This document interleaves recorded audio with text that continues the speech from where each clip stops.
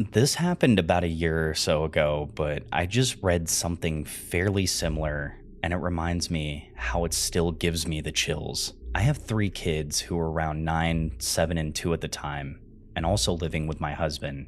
We live in the fairly rural area of the UK, just outside of a small village.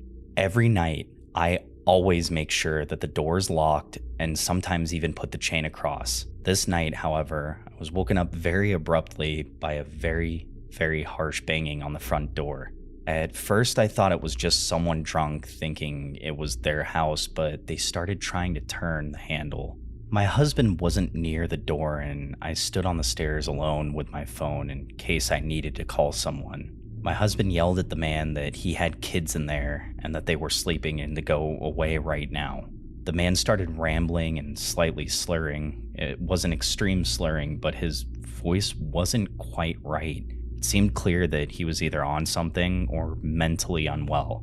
He kept asking for a certain woman's name, and my husband told him that there was no such woman with that name here and to go away. The man kept saying we were hiding her, and one way or another, he was coming in. During this period, there was a lot of very strange sounds coming from behind the door. Thumping, scratching, and another sound that I couldn't quite place. My husband then told the man that I had already called the police. He did a few more frantic thumps after that, and I assume left because we heard nothing else after. We also heard nothing from the adjacent neighbors either. For a few hours I waited, armed with a tennis racket in case he came back. Luckily, however, it didn't come to that.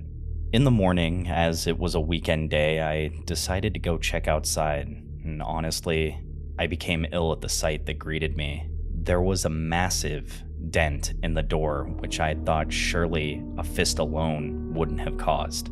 Then, on the door and the panels near the door, were fingernail marks and blood. It wasn't a massive amount, but it was enough that needed to be washed off. Between the door and where the bins were, there was a smashed ashtray, also with blood on it and lots of broken shards of glass. One of the outdoor plants had also been tipped over, leading to the speculation that he tried to smash the door with the ashtray and cut himself, but that's merely speculation. My blood ran cold at how clearly aggressive this man was, and we have absolutely no reason to be targeted. We told our neighbors, and they were absolutely horrified as well. They said they thought they'd heard something, but they assumed it was nothing but a drunk. However, it was when we mentioned the woman's name that the neighbor said, "Oh my God, that's the neighbor who used to live where we do." They went on to explain that she used to be into drugs and a few shady people, and this neighbor also reckons maybe one of her old drug-taking companions was out searching for her. Even now, there have been a few incidents in her house where police have been called, but I'm not sure what for. Nowadays, we have a video doorbell and alarms fitted, so at least now a button goes straight to a security system that if you don't answer it, it'll send the authorities. It didn't end in danger, but it so easily could have, and that's scary as hell. So glad that this woman doesn't live here, and you're absolutely insane door-knocking guy. Please, let's not meet.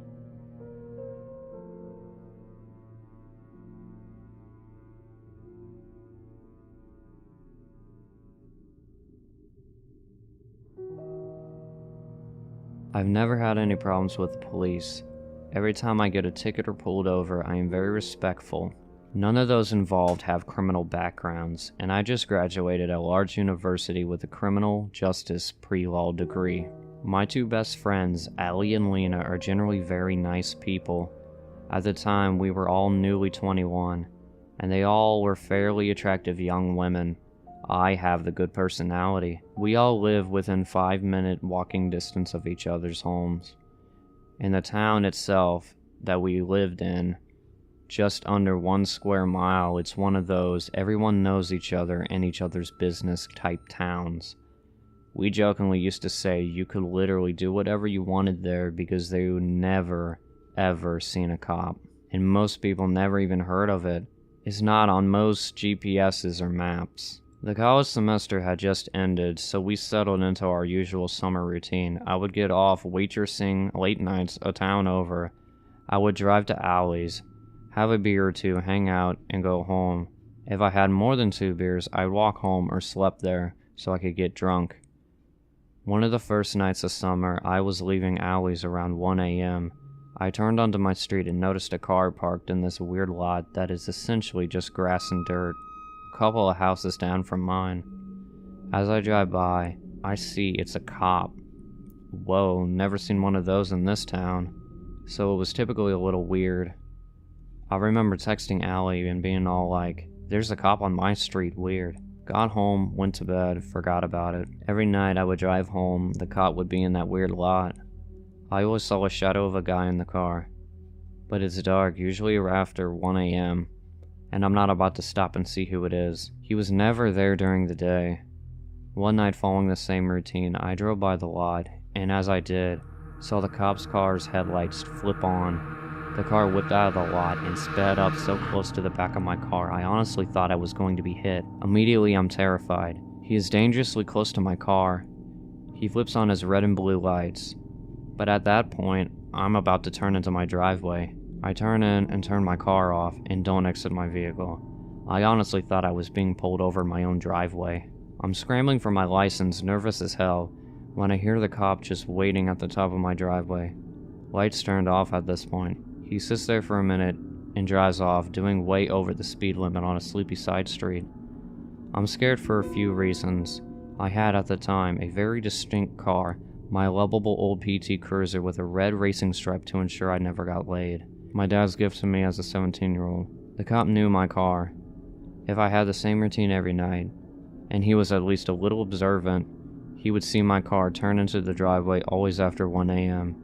I always wasn't doing anything illegal. I was shaken, but decided to forget it. Texted my friend, all agreed it's weird, but whatever. He was either being a dick or I'd forgot to put on a blinker, and he decided to let me go. It was whatever, until it happened every night after. For a week straight. Every time I turned down my street after Alley's, the cop would flip his lights on, rode my bumper to my driveway, and sped off. It's clear at this point he's just being a dick. But I don't get the point. I was scared, honestly. But my friends always just joked it off, so I guess I did too. The element that made it hard to comprehend this situation was that this was a cop, and I was younger and much shy than I am now, and really don't know how to address this issue. This cop did have one distinct quality, his brakes. They were the squeakiest brakes I ever heard in my entire life. You could hear him coming from around the state. He had earned himself a nickname, the Squeaky Brakes Cop. This harassment happened for a week. By the 3rd week of summer, Squeaky Brakes was gone. No one tailed me home. All was well, until my friend got their first taste of old Squeaky Brakes. Allie and I were sitting at the front of her porch as she smoked a cigarette. It was about 5 p.m. and we were making plans for the night, drinking on her porch alone. Lena was on her way. We were in the middle of laughing about something when I heard them, the squeaky brakes. I said something along the lines of, "I bet this is the cop coming around the corner. You'll finally see who's been bothering me." I was right. Allie laughed a little as he drove past her house. She agreed he had the squeakiest brakes in the world. He slowed down as he drove past her house, then disappeared out of sight. But we all heard him coming back, and you could tell he was driving fast. He slammed on his squeaky fucking brakes and stopped at the end of Allie's driveway and got out of the car. He was far enough away that if you ran into him in the street, you wouldn't be able to ID him. He had those aviator sunglasses on, his little cop hat, and the gun, the badge, the uniform, the works. He didn't speak. He just stood there at the end of the driveway with his hands on his hips looking at us. I mentioned earlier I was a criminal pre-justice major, and my friend considered me their go-to free lawyer even though I'm not. Because I know a little bit better what to say to cops and know what my rights are. Allie whispered to me something along the lines of, "What the fuck is happening?" So I decided, whatever, we have to address this, and I called him out. "Can I help you, officer?" He didn't speak for a minute, but eventually speaks up. "What are you ladies up to? Smoking weed out of that funny smelling cigarette?" It was so surreal. Who even says something like that? I calmly answered no. It was a regular cigarette, and Allie held up her box of Marlboro Reds as some kind of proof. He didn't answer, just fucking stared at us. Then he said so coldly, "Well, if there's no weed up there, why don't you invite me inside so I can check for myself and we don't have any problems?" Pretty girls shouldn't smoke. Problems? Pretty girls shouldn't smoke. Whatever, now I realize this cop is on a power trip trying to be intimidating. Ellie is clearly nervous, so I do my thing and say, "No, officer, that won't be necessary. We were just going inside anyway. There are no issues here, and this is private property. I really hope you have a great day, though. Thank you." I literally grabbed Allie and pulled her inside. I acted cool in front of the guy, but I'm nervous. What is this cop's deal? We watched as he just left, always hitting those squeaky brakes. Allie texted me that week saying squeaky brakes had been circling her house every night. He had stopped following me home, but also been circling my house. I always heard his brakes, leaving the end of my street when I was in bed. My bed was on the second floor, directly under this huge window I always left open that faces the street. I always peeked up and saw his car leaving when I heard the brakes. One night I was in bed, heard the brakes, but didn't hear the car make a turn or drive. It sounded like he had stopped right outside my window. I was tired and used to the cop's nonsense, so I didn't bother looking. I was in the process of trying to sleep when out of nowhere my room lights up. A huge bright just illuminating my room. Honest to God, my first thought was alien abduction, until rational thoughts replaced it. I sat up on my bed, terrified, and looked out the window to be blinded by the brightest light I have ever seen. It takes me a minute to realize it's a fucking spotlight on Squeaky Break's car. He's literally shining me down with a spotlight in the comfort of my own bedroom. I'm scared, angry, and confused. That to me was too far. I had to do something. It was invasion of privacy, and I realized in order to know which room is mine, he had to have been watching my house. The next night, me and my friends all met up at Allie's as usual. Lena still hadn't seen the cop. That night he must have circled once an hour when he saw my car at Allie's. Selena finally knew what we were talking about and finally understood the nickname Squeaky Brakes Cop. We came to a weird agreement, and the agreement was we just kinda had to deal with it. It sounded stupid, and I know he had crossed the line in terms of doing his job and abusing his power. The final showdown with the cop happened the last week of summer. All summer, the cop had been circling, and living in fear of this dude just became an everyday thing. One of the last nights of summer, we got a ton of beer and decided to get stupid blackout drunk in Ellie's front yard around a fire pit as a goodbye to summer. We had been drinking more heavily than normal, and we heard the ever-faithful squeak of those brakes. I fucking hate this guy. I really fucking hate that there's nothing else he'd rather do than bother us, and we never do anything wrong. Allie starts going off on this rant, yada yada. He circles once and slowly, as he sees us sitting in the yard, he shines his damn spotlight on us, bright as fuck, and Allie blows a kiss suggestively. He turns it off and we laugh. He speeds away. I don't want to see him again. Let's go inside before he gets back so we can look at the stupid look on his face, is Lena's suggestion. We all agree, and all a little drunk, and decide to run as fast as we could to the door. I trip, holding a 30-pack, fall to the ground, and beers fly everywhere. It's hysterical, we're all laughing, picking them up, and hear the cop coming back. He pulls up again, but we were in hysterics because the fall was so comical. He must have seen us laughing, and I don't know if that's what set him off. But what happened next was terrifying. He rolled down his window, screamed, "Get the fuck inside," and flipped his red and blue lights. Fuck, we don't know whether he meant inside the cruiser or inside the house, but we obviously opted for the house. We ran up the porch and into the house. The cop sat there outside for a minute and sped off, and must have been doing 90 miles an hour on a 25 road. We ran to Allie's room and opened her blinds. We heard him coming, so we peeked out. He would slow down in front of her house, turn his red and blue lights on, and whip off. Slow down, turn lights on, whip off. This time it wasn't funny. It seemed menacing. It seemed incredibly aggressive. We counted, and he circled her house 38 times. After deeming it safe, we cuddled and had more beer and fell asleep together. It got to the point of harassment that I did the next best thing. Then calling the cops, I told my mom.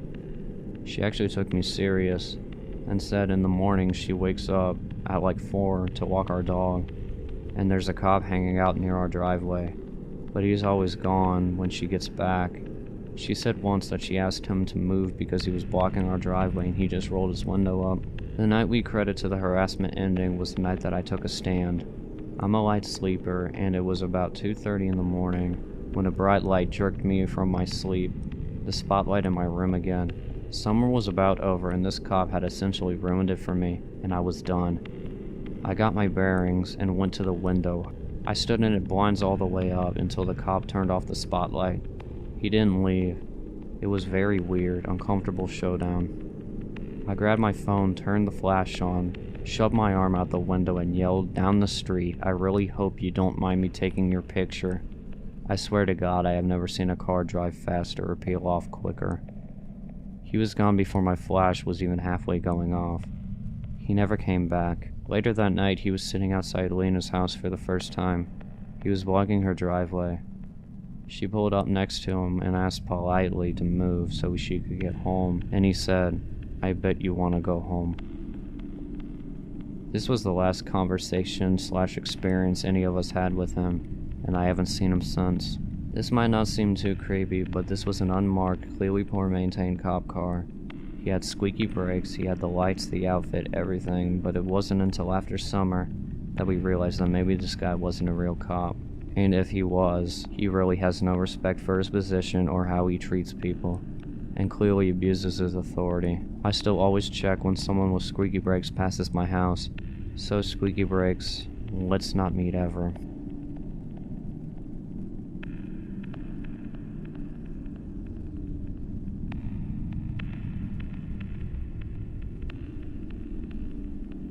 This is actually my stepmom's, her best friend's story. I have my own, but I'm so hesitant to drag some of them up. I'm hoping telling someone else's will open me up to it a little bit more. My stepmom didn't like us much, but she told my sister, who was 3 years older, and I this experience growing up to scare us out of being stupid. It was my family's stranger danger story. My stepmom, we're gonna call her Macy for the sake of this story, grew up as kind of a privileged teen in the 70s, and her mom had moved their family over here, the States, from England when she was about 9. She went to a pretty nice high school in a really nice town. There, she made friends with a girl, we'll call Lily, who didn't exactly run with Macy's type of crowd, the popular stereotypical types. They really hit it off, and Lily would take Macy out to do her type of stuff, hiking, fishing, sailing. There's even a hilarious set of pictures of them camping. My stepmom has raccoon eyes and looks like she hates everything. Anyways, because of Lily's influence, the two of them would do stuff like that a good amount. One Sunday, they decided to go hike in some hills about an hour away. Macy put on what I'm sure were her extremely expensive hiking shoes, and the two of them drove off to the hiking trails. Lily parked in this big clearing with makeshift parking spots, like a piece of wood marking the head of a space, but there were no other cars there. This was only important in hindsight. They started hiking up the hill, off the path because Lily fancied herself as something of a badass. The hike was nothing extraordinary. If you ask my stepmom, she would have just lament for 15 minutes about how sticky and buggy it was.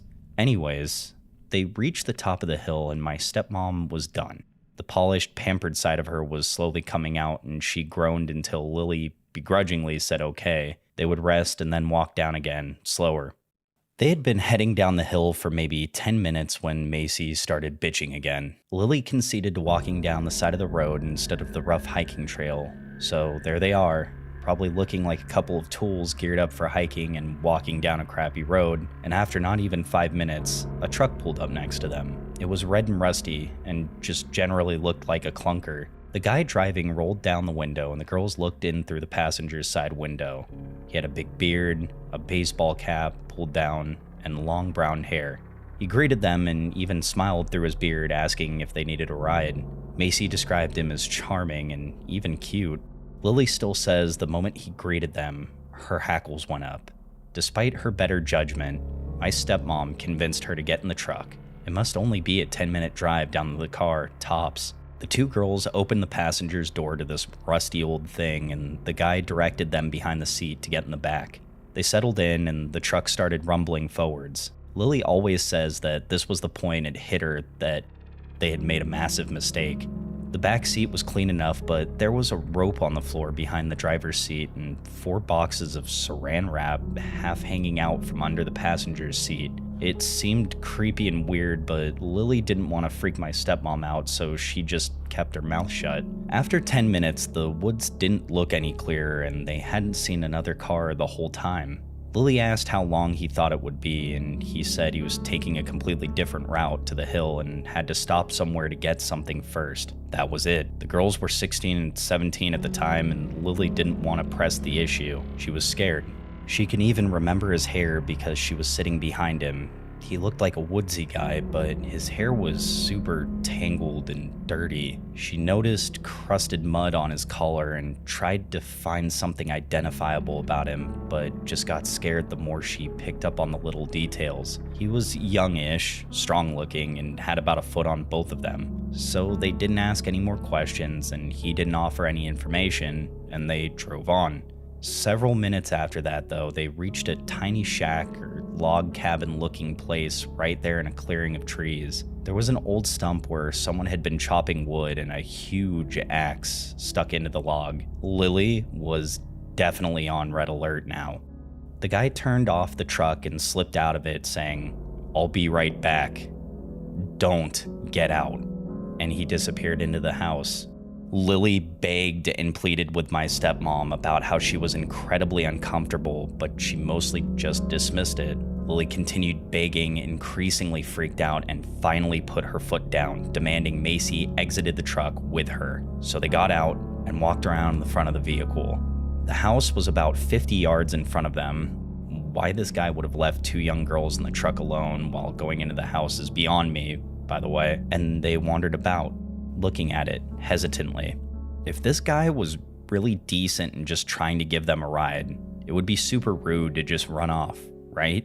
My stepmom had this strict upbringing when it came to manners and a public persona, and she saw it as an issue of that nature, so she actually started to head back to the truck, opening the front door to climb in behind the driver's seat. Lily was absolutely pissed off and followed her to yell some more.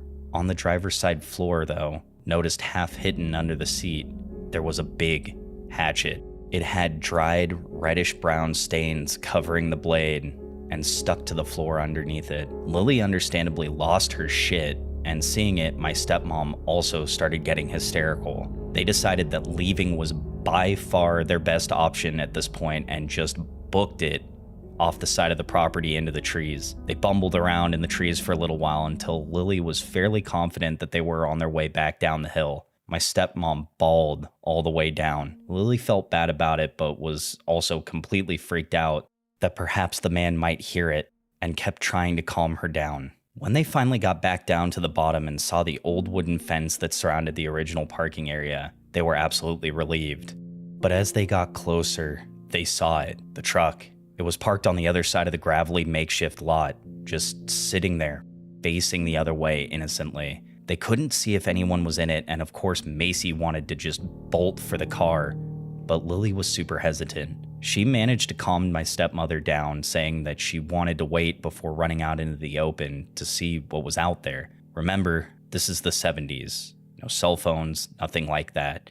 There was no ranger station or anyone around for that matter. The parking lot was big and empty and open, and who knows what would have happened if they decided to stroll across it. Thankfully, Lily convinced my stepmom to chill out, and the two of them hunkered down against a big tree, hidden by bushes and other various trees, and waited it out for what seemed like to be a couple of hours when dark started to fall. All the animals started coming out and making noises, and my stepmom, predictably, started getting antsy about this and bothering Lily, who was tired and moments away from giving in. She was just planning their dash to the car when they heard a clunk across the twilight-lit lot. They watched as one of the back doors of their car swung open, and the bearded guy slid his way out of the back seat. He got out, shut the door, and looked around at the surrounding woods for several moments, and then simply walked back to his truck. The truck lumbered past their car and out of sight. Several minutes after watching him drive away, they sprinted to their car as fast as they could, jumped in, and peeled the hell out of there before they even shut the doors. If this guy is still alive, he's really old, but still, let's just not meet.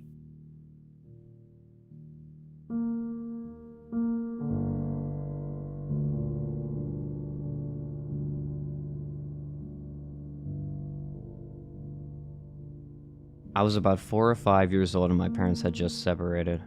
My mother was living in a 2-bedroom apartment. I had my own room, but I preferred to sleep in her bed whenever I was staying with her. Our 2 bedrooms were at the end of the hallway, directly across from each other. Our apartment was on the first floor, and I remember it was in the middle of the summer, and my mom had a window open in her room, which was directly behind her bed, above the headboard. Anyways, I woke up in the middle of the night and remember sitting up and seeing that our cat was sitting in the doorframe of my mom's room. Her door was open and you could partially see into my bedroom. This was strange because our cat was typically always in bed with us. As I was watching him, he walked into my bedroom and meowed. I turned to face my mom and wake her up.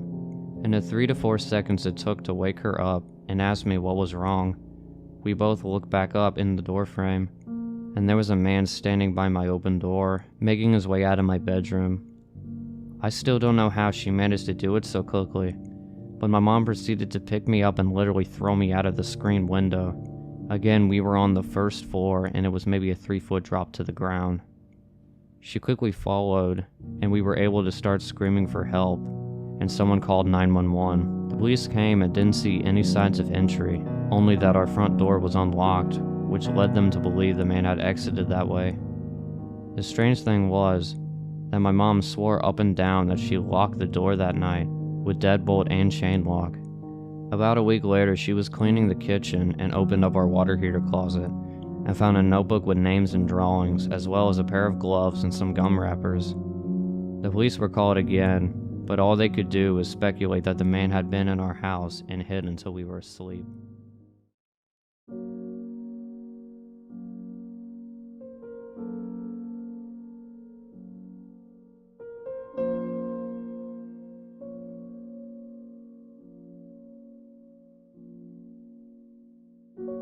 I'm an 18-year-old high school senior and was about 3/4 of the way through the year. I had moved that year and switched to a school about 30 minutes away from where I used to go.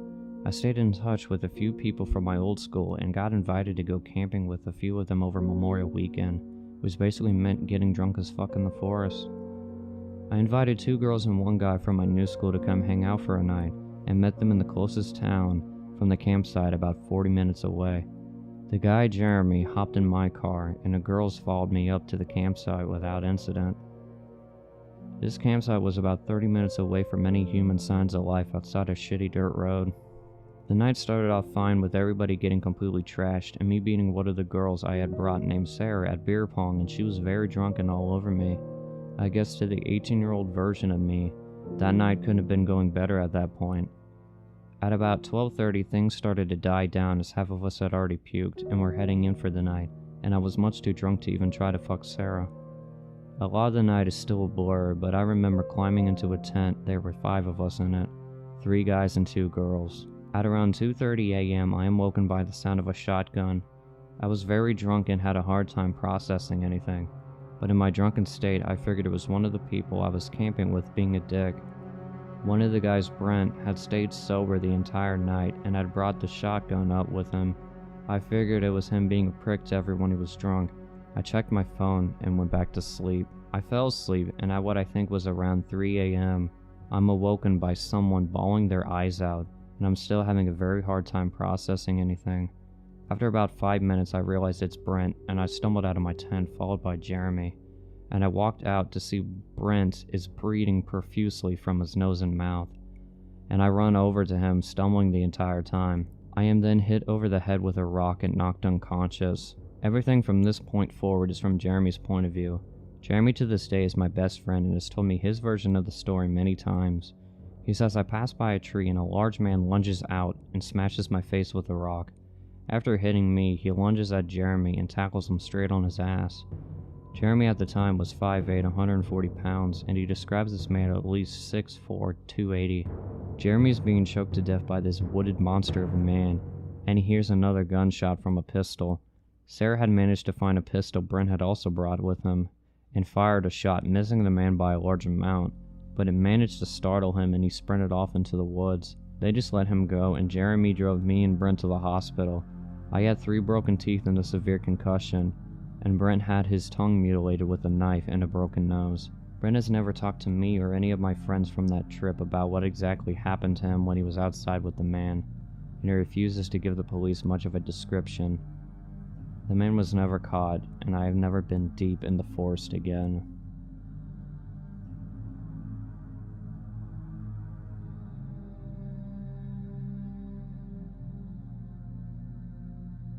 A few years ago, I was renting a house in Northern California. The neighborhood was just outside the suburbs. It seemed like the perfect balance of having space and having nice neighbors close enough not to feel isolated. The area had no streetlights, so it was very dark at night, especially if there were clouds blocking the moonlight. It didn't bother me though. It made my little house feel even more quaint on dark nights. I got home from work one day in midwinter. It was a cloudy night, so pulling up to my house, I saw only what my headlights and my front porch light illuminated. When I got out of my car, I caught a whiff of cigarette smoke, and that was odd as I had never smelled that before around that house. I didn't see anyone nearby, so I ignored it and I went inside. I had just got off a shift with a few hours of overtime, so I felt pretty tired. Even though it wasn't even 7 yet, I decided to take a shower and then call it a night. I woke up some time later, sure that I had heard a noise inside my house. I wasn't worried right away because my friend would sometimes stop by to use my shower after work on his way to his night classes. I even gave him a spare key so he could stop by even if I wasn't home. He would always text me to let me know beforehand though, and I hadn't heard my phone go off. I reached over to my bedside table and I picked up my cell phone to see if my friend had sent me a text. And the bright light from my phone screen and number pad blinded me. These were the days before phones had a light sensor that would dim the screen in the dark, and this particular phone was so bright that I could use it as a flashlight. Through squinted eyes, I could make out that it was 9 something, but I couldn't tell if I had an unread text or not. So I set my phone aside and I called out my friend's name. There were a couple of seconds of silence before I heard loud footfalls as someone started running through the bottom floor of my house. I leapt out of the bed and I ran to the closet. They were already up the stairs by the time that I had opened the door and then stepped inside. That house had 3 rooms upstairs, 2 bedrooms on either side of the hallway, the one that I was in and a spare, and then a bathroom at the end. The bedroom doors were both closed, but the bathroom door was cracked open. I heard whoever was in my house thunder down the hallway past my door and then into the bathroom. And thank God he did. That gave me enough time to open the attic access in the ceiling of my closet and then hoist myself up. I just started to lift myself up when the person ran back out of the bathroom. My feet were barely inside of the attic when my bedroom door burst open. I heard footsteps run into my room and stop. When they didn't see me in that room, they ran back to the hallway and into the other room, which just had boxes stacked in a corner, some weights and a table where I painted my miniature models. I guess they decided that if someone were hiding, it would be in the bedroom because they charged back into my room, turned on the light, and a moment later, the closet door was ripped open. I was crouched in my attic, just a foot or so away from the axis, so I could try to stop them if they started to climb up. From my vantage point, all I could see was from about their knee down. They were wearing dirty blue jeans with frayed cuffs and worn work boots. After a few seconds of looking in the closet, they stepped away and I heard a loud crash come from my room, followed by a scream of frustration and anger.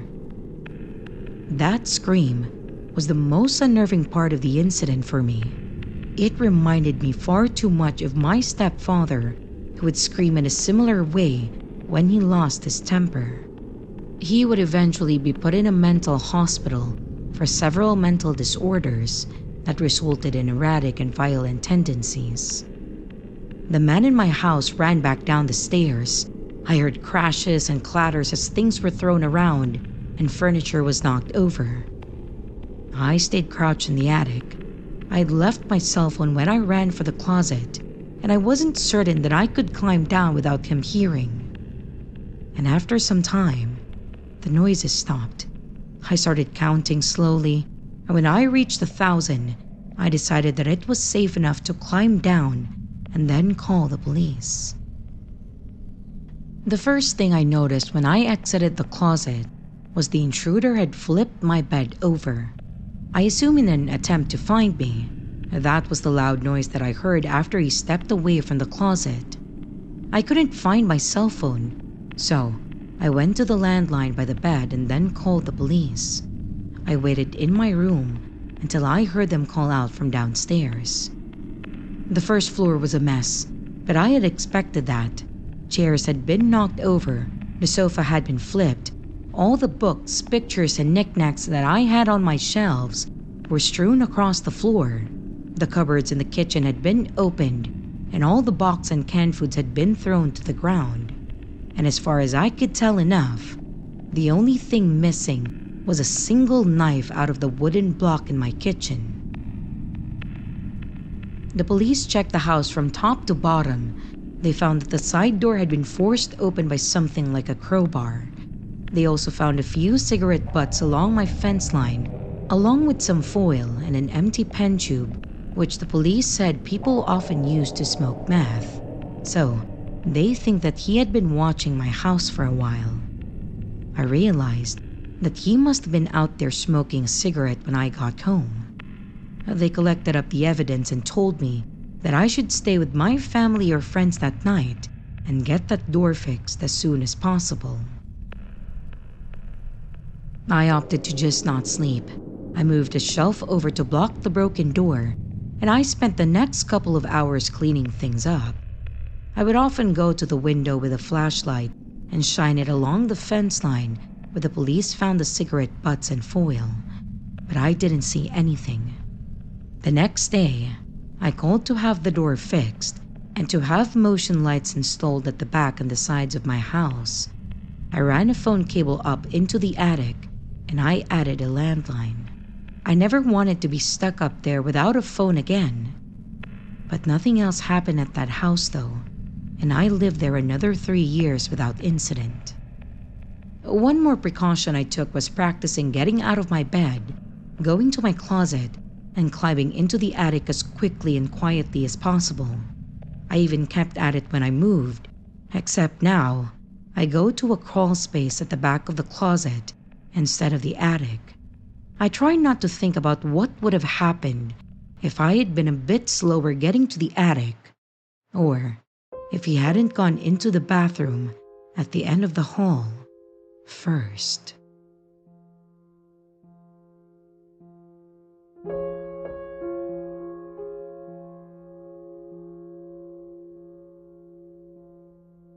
I used to be a trucker and would do a lot of late night runs. I usually had my coffee to keep me going through the night, and even then it would still be tough. This night, however, I didn't have my coffee and things weren't going so well. On several occasions, I almost fell asleep behind the wheel, and I was almost just barely able to save myself from completely drifting away by actually feeling the truck drift off to the side of the road. Just when I thought I was regaining my awareness, I saw a black figure coming up in the road, right in the path of the truck. I swerved away to avoid it, just barely missing it. I came to a complete stop to try to gather up my sanity. I look in the rearview mirror, and the figure is still standing in the middle of the road. I am not usually the person to confront things in any situation, but something possessed me to get out of the truck and give this person a piece of my mind. But when I got out of the truck, there was nobody there. I was seemingly the only person on the road for miles. I took off after that, and about 5 miles down the road, I pulled over and slept for the night. I think my mind was playing tricks on me that night, but I don't know why my brain would create such an eerie image.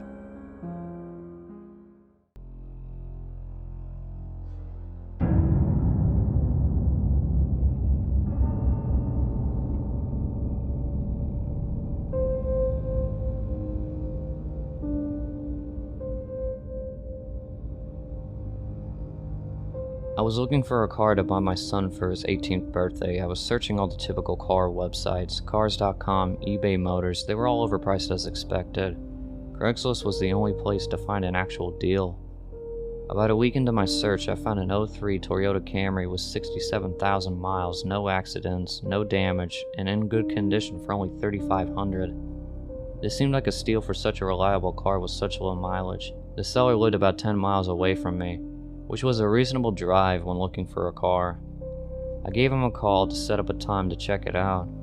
The man sounded normal on the phone. He assured me that there was no problems with the car. He introduced himself as Bob. I brought along $3,500 in cash, even though I planned on wiggling the price down as much as possible. I pulled up the dirt road to Bob's property about 15 minutes early. It was a tiny little house with a decent sized property, only because it was a bit far from the nearest neighbors. The garage was open, so I walked over to see if anybody was inside, but except for an unusual amount of car parts, it was empty. The car was nowhere in sight. The only car on the property was an old pickup truck. I went over to the front door to check the numbers. The doorbell button was missing, so I knocked on the front door. I knocked for exactly 5 minutes before deciding to give the man a call. So I dialed the numbers and I heard the sound of a cell phone ringing from inside the house. I was extremely confused at this point. Now I knew I had the right house. I didn't understand why, if he was home, why he wasn't answering. I decided to take a peek through one of the windows to see if anybody was inside. Peering through the glass, I couldn't really see much, as it was pretty dark inside the house. I saw a very old-fashioned dining room set, but across from that I saw somebody standing at the back door. Figured that must be Bob, so I knocked on the window, but he didn't even move. There was no gate or anything to the backyard. It was a very open, wide yard, since this wasn't a rural area. I simply walked around the house to the backyard. I didn't understand how he couldn't hear me. When I got to the back door, I made a shocking realization. The figure standing by the door was a taxidermied human being. I ran straight back the way I came, back to my car. I looked up one last time before driving off. The blinds to the window I had peeked into had been shut, but I could see that 2 of the blinds were bent open. Somebody was watching me from that window. You could probably guess that I had the gas pedal to the floor the whole way home. The whole situation still makes no sense. All the car parts, the fact that there was no Toyota Camry, the taxidermy human being. The fact that there was no car leads me to believe that whoever the man wasn't planning on selling me anything, and also leads to the disturbing thought that I was very close to becoming a lifeless statue staring at that man's back door.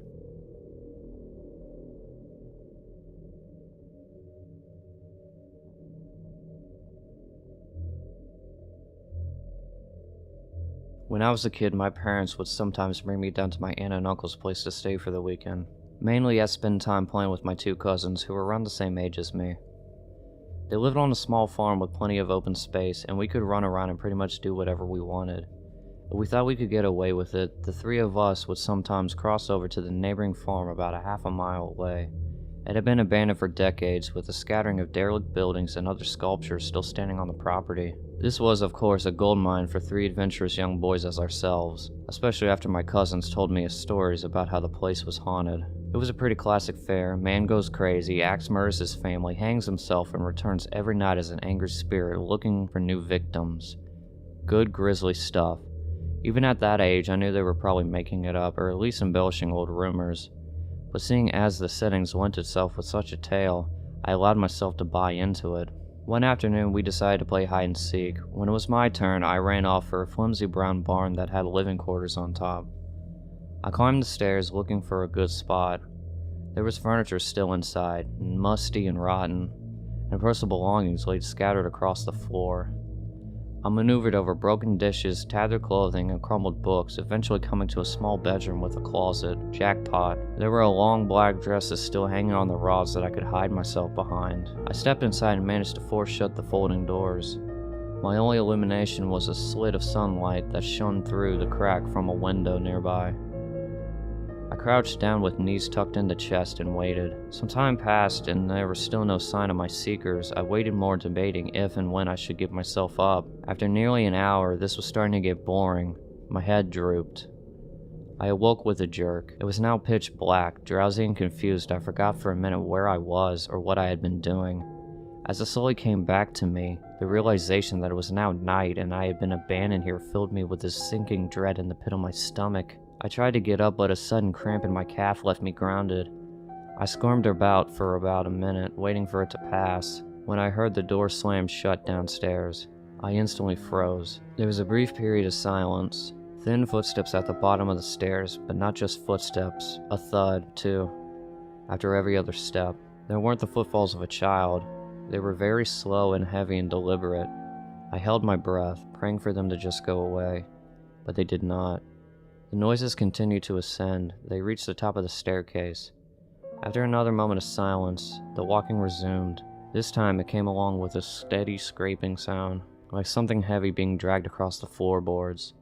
The footsteps made their way through the debris and wandering aimlessly throughout various rooms.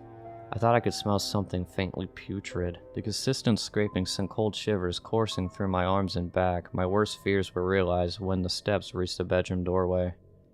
They got closer and closer and finally stopped directly in front of the closet door. I couldn't see a thing. After an agonizing pause, they continued on and over to the other side of the room and out of the doorway again. They faded down the hallway. I waited for what seemed like an eternity. There were no more sounds now, and I was trying to build up enough courage to open the door and flee. Few things happened simultaneously just then. I was bombarded with a smell that I could only describe as fresh roadkill. I heard raspy breathing behind me in the dark closet, and I felt hot breath against the nape of my neck. That was enough for me to hurtle myself out of the confines of that nightmare space, relying on memory and scant moonlight to guide me through the house. All the while I heard footsteps chasing me, closing in at a terrifying speed. It was a treacherous escape filled with trips and bumps and blind stumbling, but I never looked back. At least not until I bursted out the front doors and into the country night. And when I did, I turned around and saw absolutely nothing. There were no more footsteps and no one was chasing me. That didn't stop me from running, though, all the way back to my aunt and uncle's house. There was a police car in the driveway when I got back, and my parents were there too, worried sick. Everybody demanded to know where I'd been. Apparently when my cousins hadn't found me by the evening, they returned home and told their parents. Eventually the police were called in and informed that they had already scoured every building in the farm. The insinuation that I was lying about my whereabouts didn't go unnoticed, though. None of it made any sense. It wasn't until years later that one of my cousins filled in the final piece of the story. He and his brother had spent hours searching for me like they said, but the part that they didn't tell anyone was that they thought they spotted me in one of the windows of the bedroom I was hiding in. When they got closer, they saw that it wasn't me. A younger boy that none of them recognized was smiling and waving down at them and gesturing for them to come upstairs. That's when they ran back home. All of this while I slept in the closet.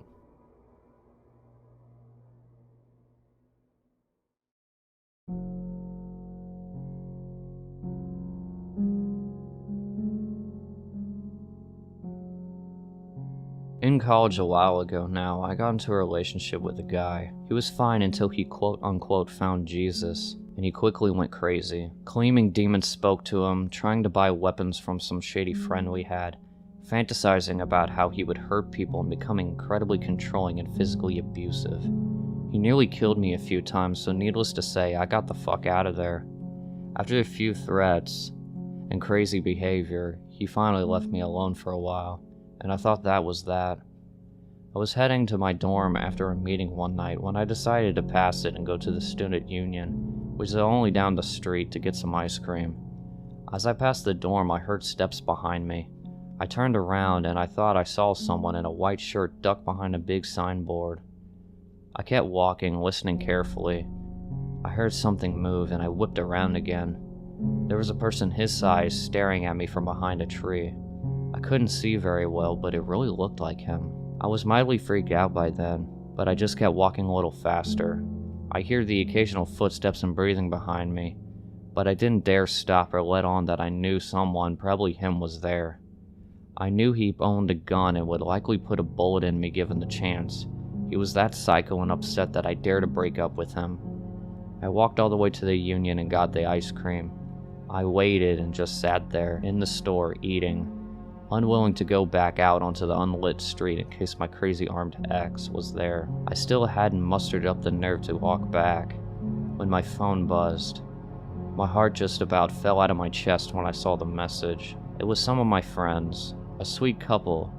They had been walking way behind me when they saw something that alarmed them enough to text me. "Your ex is walking around the street." They called me before I could even text back. "Where are you? Your ex is prowling around here near your dorm." I was coming back from the direction of the Union. "I think he had a gun. Was he with you? What's going on?" Panic, I assured them that I had not been with him, but somebody who looked like him had been following me, and I was at the Union and too scared to walk back alone. They practically yelled at me to stay there and not go anywhere, and that they were on their way.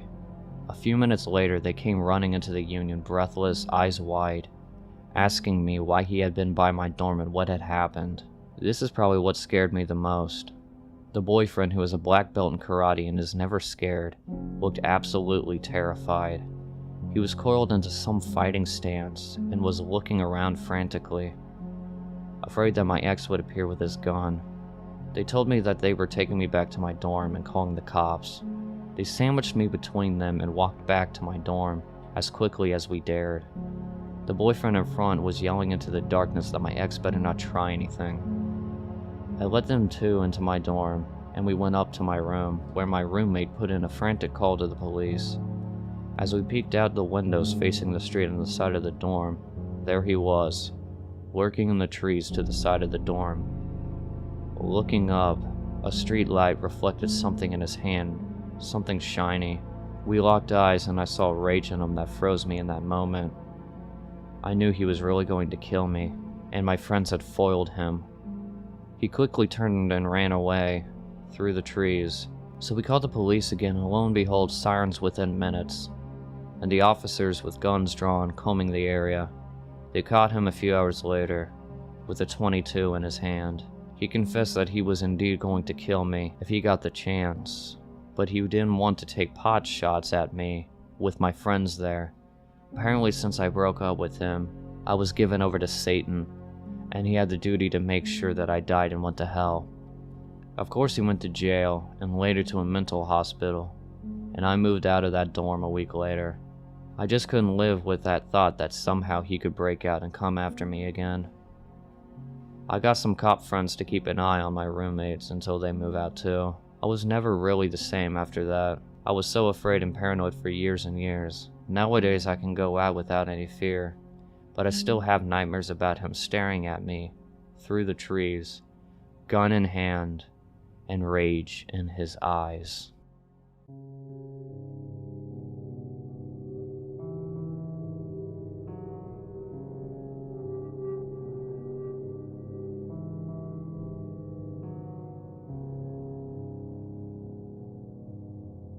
This happened to myself and a close friend, both 23-year-old males. Just last month, we decided to go on a 2-night backpacking and camping trip in the Adirondack Mountains of New York. We're both very comfortable with nature and spend a lot of time camping, hunting, fishing, etc. We hiked about 5 miles into a small lake and set up camp on a small beach. This was far from a heavy trafficked area, and we didn't expect to run into anyone on our first night there. As we were sitting around the fire, we saw a flashlight moving on the other side of the lake at 12:30 at night. This was unusual. However, we didn't think too much of it. But as time went on, the flashlight kept moving around the lake, getting closer to our campsite. We kept discussing who could be possibly wandering around the woods in the middle of the night, and we particularly didn't want any unwelcome guests. Once it was clear that the person or people were heading to our campsite, we moved off into the forest nearby to see who wandered up. I took a small axe with me, and my friend had a .22 rifle. Now, we weren't expecting trouble, but we clearly didn't want to make any. But we figured we might as well cover all the bases. Now the moment of truth. The flashlight comes near the light of the fire, and it's one man. He has a beard and is probably in his mid-40s. The scary part was that what he was carrying turned out to be a pump-action shotgun. He walked around the campfire a few times and then proceeds to enter our tent. After rummaging around for a minute or so, he came out yelling, "I know you're out there. Why don't you come say hello?" My friend and I remained motionless under the hemlock tree about 50 yards away. That's when the man proceeds to fire his shotgun into the woods not too far from where we were hiding. He also swung his flashlight around several times. After what felt like hours, he grabbed my friend's backpack and a few articles of clothing that we had been drying off near the fire and threw them in to burn. My friend, who had trained his .22 on the man, asked if he should shoot. I told him absolutely not unless he spots us, and he starts to point his gun in our direction. Thankfully, the man left the way he came. After only a little while, we waited until his flashlight was on the other side of the lake, then ran out, grabbed everything we could fit into my backpack, and took off. This was around 2 or 3 in the morning. We ran out the trail with our flashlights and made it to our car as the sun was just coming up. We immediately went to the police department and reported it, where we also spoke with some forest rangers. That was it. I haven't heard anything back from the police. It wasn't mysterious, however, it creeped the hell out of both of us.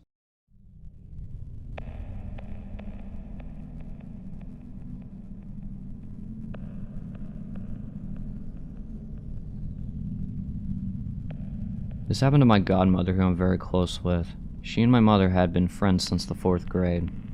This took place during the 70s, and my godmother was about 16 or 17 at the time. So one day, she's doing some homework in the living room when the phone rang. Her mom picked it up, and before she could say anything, she got a funny look on her face and started to laugh.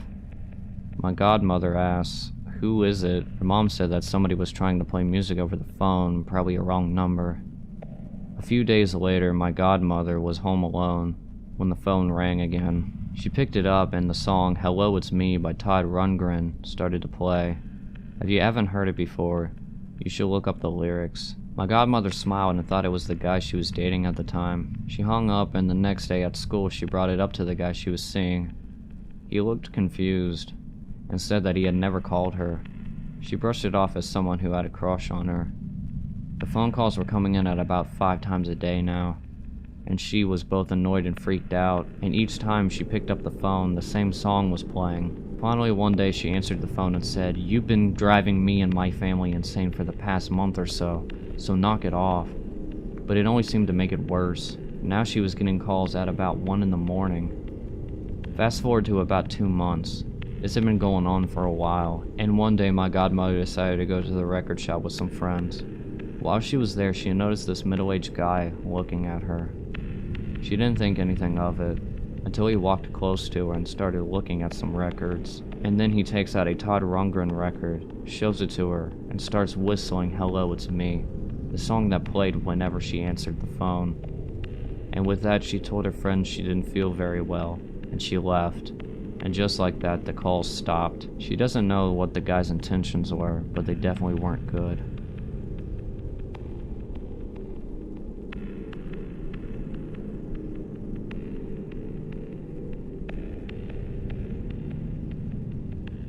I was about 4 or 5 years old and my parents had just separated. My mother was living in a 2-bedroom apartment. I had my own room, but I preferred to sleep in her bed whenever I was staying with her. Our 2 bedrooms were at the end of the hallway, directly across from each other. Our apartment was on the 1st floor, and I remember it was in the middle of the summer, and my mom had a window open in her room, which was directly behind her bed, above the headboard.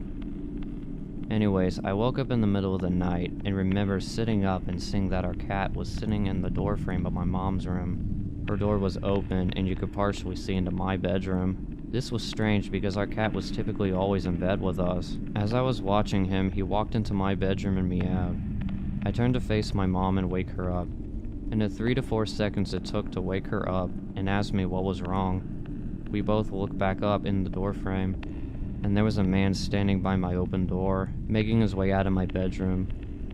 I still don't know how she managed to do it so quickly, but my mom proceeded to pick me up and literally throw me out of the screen window. Again, we were on the 1st floor, and it was maybe a 3-foot drop to the ground. She quickly followed, and we were able to start screaming for help, and someone called 911. The police came and didn't see any signs of entry, only that our front door was unlocked, which led them to believe the man had exited that way.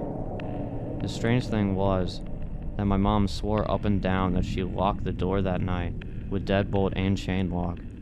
About a week later, she was cleaning the kitchen and opened up our water heater closet and found a notebook with names and drawings, as well as a pair of gloves and some gum wrappers. The police were called again, but all they could do was speculate that the man had been in our house and hid until we were asleep.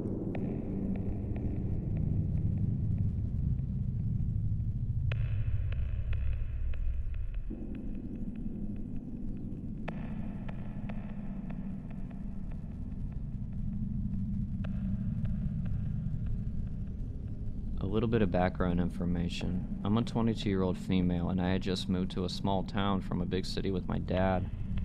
We moved into our house in early October of 2015, and we were having some problems with a leaky shower in the bathroom adjacent to mine. So my dad called up a plumber to take a look. The plumber arrived at around 8 a.m. the following day while I was getting ready for work in my bathroom. My dad let him in, so I hadn't gotten a good look at him. My dad apparently goes down the street to gas up his car and go to work, leaving the plumber to do his job in the bathroom. Now my bathroom is just a toilet and vanity, with a door leading into a shared shower room that has another door leading into my dad's bathroom. So while I was getting ready, there was only a door between the plumber and I. I guess he figured out that there was a lady in the house due to the sound of my hairdryer. Next thing I know, my bedroom door is opening and closing, and there's a very tall, very wide, very terrifying man with more legs than teeth, locking the door from the inside behind him. He then walks 5 feet towards me and stops in front of my bathroom door. I freeze. He stands there staring at me for the longest 30 seconds of my life. He hits me with the widest, untoothiest grin, and literally looks me up and down multiple times. I hear the front door open and close, not knowing that my dad had forgotten his wallet, and the plumber pivots on one foot in a twirling motion, unlocks my door, and walks out. My dad runs into my room, asking if the guy had really been in there, and then goes to run after him. But the guy had walked right to his truck and left without fixing our shower. So my dad immediately calls up the company we hired him from and explains to the manager what happened. The manager then proceeds to tell my dad that it's our fault that the man had locked himself in my room with me because I hadn't locked him out in the first place. Sorry, I didn't know I had to lock myself away in my own house in order not to get creeped on by a supposed professional. It's just terrifying to think what would have happened if my dad hadn't forgotten his wallet.